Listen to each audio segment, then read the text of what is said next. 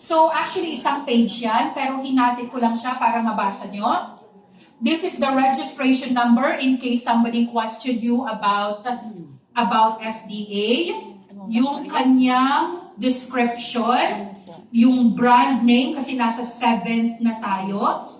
And then the date that it was issued at yung expiration niya. Again, luma yung akin. Meron na tayong bago. Hindi na 2025, we have 2026. Following? Yes. Okay. Okay. Tapos na tayo sa FDA. Almost. Read after me, everybody.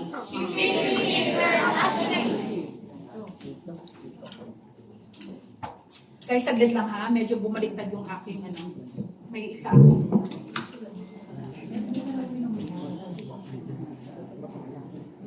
Breathe. Guys, kung nawiwiwi kayo, just go out and quietly wiwi. Pero I cannot break because I want everybody to have lunch on time. Kasi most of us in here are senior citizen. Ayokong magutuman kayo. Kaya pinipilit kong matapos siya on time. Sorry naman. Love you.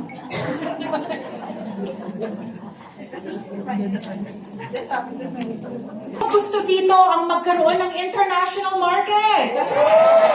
Pero hindi marunong magpadala. Joke lang. Tuturuan ko kayo, promise. Okay.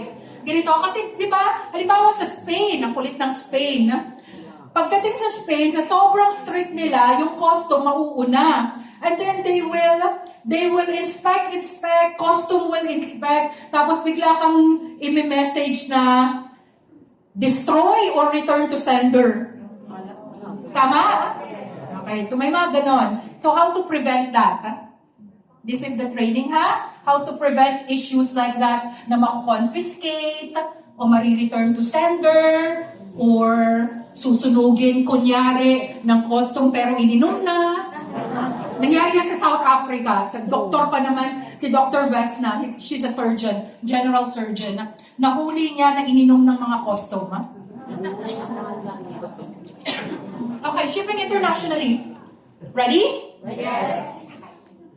So, DHL, let's talk about DHL, ha? Kasi I trust them and I've used them many times already. Okay. So, in DHL, marami silang branches. Okay, marami silang branches. And usually, ang DHL, gumagamit sila ng subcontractor, or agent to help them. Okay. So, one of the agent is Mailbox. And I've used Mailbox several times. So, you contact Mailbox, they will collect your pure tier from your house. Okay? They will collect your pure tier from your house. They have proper packaging. Minsan may cool box pa nga sila. Okay? Para hindi mainitan during transpo. So they will collect your pure tier.